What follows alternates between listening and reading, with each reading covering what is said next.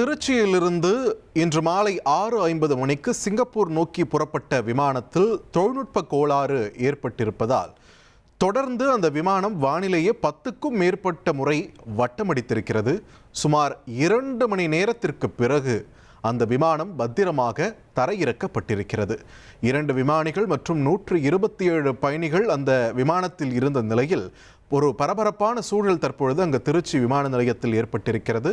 தொழில்நுட்ப கோளாறால் சிங்கப்பூர் புறப்பட இருந்த விமானம் வானிலேயே வட்டமடித்து 2 மணி நேரம் கழித்து மீண்டும் திருச்சி விமான நிலையத்தில் தரையிறங்கி இருக்கிறது.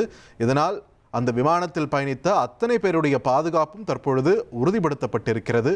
இதனை முக்கிய செய்தியாக நாம் பார்க்கிறோம்.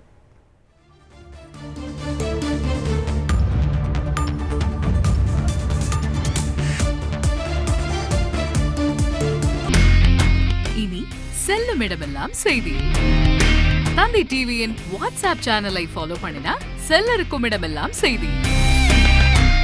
இதோ QR கோட் இப்பவே ஸ்கேன் பண்ணுங்க, ஃபாலோ பண்ணுங்க.